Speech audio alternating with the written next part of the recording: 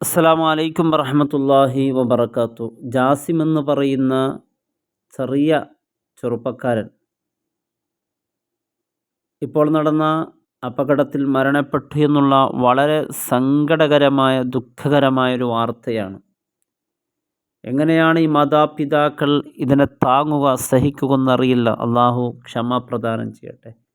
ഹനീഫും അതുപോലെ സീനത്ത് എന്ന് പറയുന്ന ദമ്പതികളുടെ പ്രിയ പുത്രനാണ് ഈ ജാസിം എന്ന് പറയുന്ന ഈ പൊന്നു ചെറുപ്പക്കാരൻ. ചെറിയ പ്രായമാണ്. മാംഗ്ലൂരിൽ നടന്ന ഈ ഒരു അപകടത്തിൽ മരണപ്പെട്ടു എന്നുള്ള വാർത്ത കേൾക്കുമ്പോൾ പ്രിയപ്പെട്ട മുഅ്മിനീങ്ങളായ നാമൊക്കെ ഈ ഒരു സങ്കടത്തിൽ ഭാഗിയാകണം.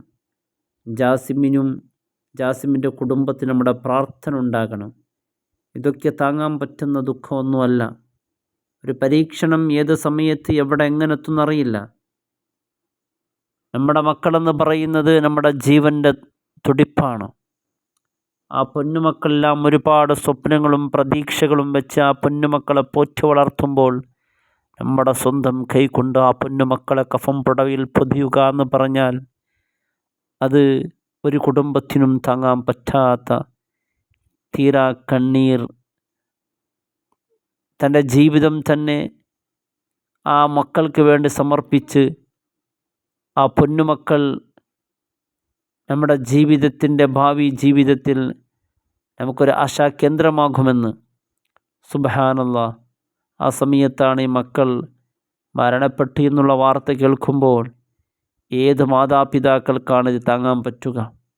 അവർക്ക് ക്ഷമയ്ക്ക് വേണ്ടി നമ്മുടെ പ്രാർത്ഥന ഉണ്ടായിരിക്കണം. ജാസിമിന് അള്ളാഹു പൊരുത്തു കൊടുക്കട്ടെ. ജന്നാത്തുൽ ഫിർദൗസിൽ അള്ളാഹു ഒരുമിച്ച് കൂട്ടട്ടെ. കുടുംബത്തിൻ്റെ ഈ ഒരു അപകടം അള്ളാഹു ഈ ഒരു പരീക്ഷണം താങ്ങാനുള്ള അതിശക്തമായ നിൻ്റെ കാരുണ്യം അവർക്ക് ക്ഷമ പ്രദാനം ചെയ്യണേ അല്ലാഹ്. പൊന്നു ചെറുപ്പക്കാരൻ്റെ മരണവാർത്ത വളരെ ദുഃഖത്തോടു കൂടിയാണ് കേൾക്കാൻ സാധിച്ചത്. നമ്മുടെ മക്കളും നിരന്തരമായി വാഹനങ്ങൾ സഞ്ചരിക്കുന്നവരാണ്. ഏത് സമയത്ത് എപ്പോഴാണ് അപകടം വരുമെന്നൊന്നും അറിയില്ല.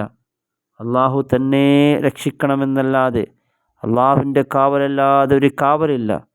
അള്ളാഹു കാത്ത് രക്ഷിക്കട്ടെ. നമ്മുടെ ചെറുപ്പക്കാരൊക്കെ ശ്രദ്ധിക്കണം. നിങ്ങളെ പ്രതീക്ഷിച്ചു കൊണ്ട് കഴിയുന്ന ഒരുപാട് നിങ്ങളുടെ മാതാപിതാക്കൾ, നിങ്ങളുടെ കുടുംബങ്ങൾ, നിങ്ങൾ സ്വപ്നം കണ്ട് ജീവിക്കുകയാണ് നിങ്ങളുടെ ഭാവിയെക്കുറിച്ച്. അവരിങ്ങനെ സ്വപ്നം കാണുമ്പോൾ ഇത്തരത്തിലുള്ള വാർത്തകൾ എൻ്റെ പ്രിയപ്പെട്ടവരെ റോഡിലേക്ക് യാത്ര ചെയ്യുമ്പോഴൊക്കെ തീർച്ചയായും വളരെ ശ്രദ്ധയോടുകൂടി, നമ്മുടെ അശ്രദ്ധ കൊണ്ട് ഒരാൾ മരണത്തിനോ മറ്റെന്തെങ്കിലും അപകടത്തിന് കാരണമായാൽ അതിൻ്റെ ഉത്തരവാദികൾ നാം ആയിത്തീരും. അള്ളാഹുവിൻ്റെ മുമ്പിൽ നാം തന്നെ ഉത്തരം പറയേണ്ടി വരും. അള്ളാഹുവേ, ഈ പൊന്നു ചെറുപ്പക്കാരൻ എൻ്റെ പരിശുദ്ധമായ സ്വർഗത്തിൽ അള്ളാഹുവേ സന്തോഷകരമായ ജീവിതം നൽകി അനുഗ്രഹിക്കണേ അല്ലാഹ്. എല്ലാവരും പ്രിയ സുഹൃത്തിന് വേണ്ടി ദുആ ചെയ്യുക. അസ്സലാമു അലൈക്കും വറഹ്മത്തുള്ളാഹി വബറകാതുഹു.